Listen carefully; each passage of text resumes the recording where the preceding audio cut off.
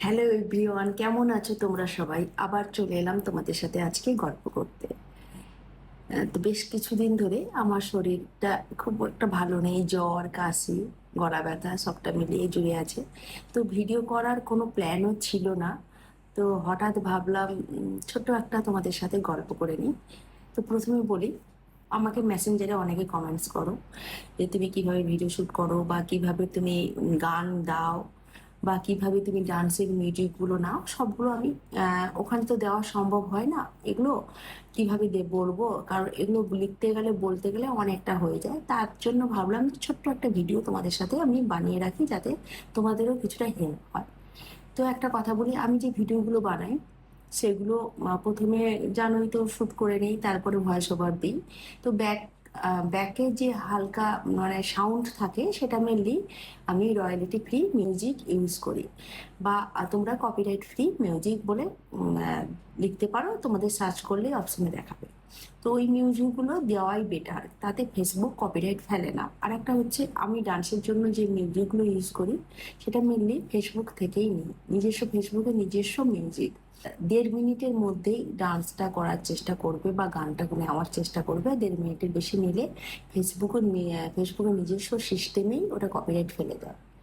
তো কোনো কোনো ভিডিওতে, তো আমি কখনোই বলতে পারবো না কোন ভিডিওতে ফেলবে।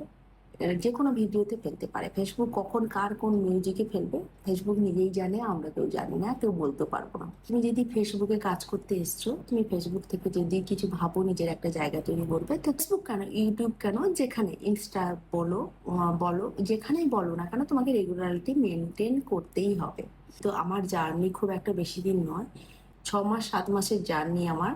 তো এই 6 মাস 7 মাসের জার্নিতে আমি তোমাদেরকে বলবো, তোমরা যদি কষ্ট করো তাহলে সাকসেস তো পাবেই, এটা আমার মতে। কষ্টটা যেন প্রপার ভাবে হয়, মানে প্রপার ভাবে মানে তুমি বোকার মতন ভিডিও বানিয়ে যাচ্ছ, ভিডিও ছেড়ে যাচ্ছ, সেটা না। তোমাকে ভিডিওটা বানাতে গেলে যেটা ভেবে চিনতে, এবং তাতে আর কি দেওয়া যায় নতুনত্ব, সেটা সবটা মিলে ভিডিওটা বানালে আরো বেটার বেটার রেজাল্ট হয়। তো রেগুলার আমার ভালো লাগে ভিডিও বানাতে, আর দিতেও ভালো লাগে, যে রেগুলার আর কি ভালো দেওয়া যায়। আর সবচেয়ে বড় কথা, তোমাদের এত ভালোবাসা, এত ভালো কমেন্টস, যেগুলো কি বলতো, আমার নিজের খুব ভালো, তখন ভেতর থেকে মনে হয় তোমাদের জন্যই ভিডিওটা বানাই। কারণ তোমরা আমাকে এত ভালোবাসা দাও, এত ভালো ভালো কমেন্টস করো। হ্যাঁ, আরেকটা কথা কি বলতো, আমি যে নাচের ভিডিও করি, অনেকে আমাকে বলেছো তোমরা যে দিদি, তোমার নাচের ভিডিও খুব ভালো, তুমি রেগুলার দাও, তোমার ভালো লাগে, অনেক ভালোবাসা দাও, অনেক কমেন্টস করো, ভালো ভালো কমেন্ট। কিন্তু কি বলতো, কোথাও আমার মনে হয় নাচের ভিডিওগুলো আমার গাফিলতি আছে। কারণ আমি তো প্রপার ডান্সার নই। কারণ প্রপার ডান্সার হতে গেলে তোমাকে আগে শিখতে হবে, না শিখলে কোনো জিনিসটা ভালো হয় না। এটাই হচ্ছে আসল কথা, আমার যেটা মনে হয়। তো তুমি যদি কোনো কাজ ভালো করে শিখে করো, সেটা রেজাল্ট কিন্তু খুব ভালো হয়। কি বলতো, ঘরের সংসারের এত কাজ করে, তারপরে ভিডিও শুট করে লাইফস্টাইল ব্লগ দেখাই, সেগুলো সবটা করে রেগুলার করতে পারা যায় না, কোনো কোনো সময় হয় না। কিন্তু আমি তবুও চেষ্টা করি ডান্সটা ভালো করে শিখে করতে, কারণ কোথাও কোথাও আমার মনে হয় আমার একটু হাত পায়ের প্রবলেম আছে, এক্সপ্রেশনের প্রবলেম আছে, সেগুলো প্রপার ভাবে করতে হবে।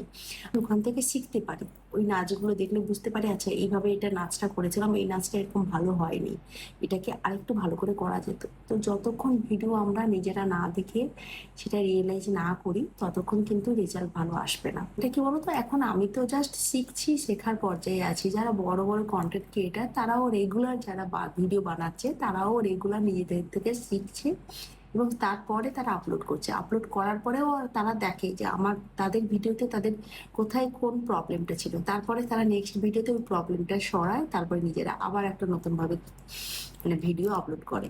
তো তোমরা ভেবো না যে আমরা শুধু শিখছি, যারা বড় বড় কন্টেন্ট ক্রিয়েটার তারাও রেগুলার শেখে, সবাই শেখে। যারা বড় বড় ডান্সার তারাও ডান্স শিখছে, যেরকম আমি যার কাছে শিখছি, ওই দাদা এখনো অব্দি ডান্স শিখছেন।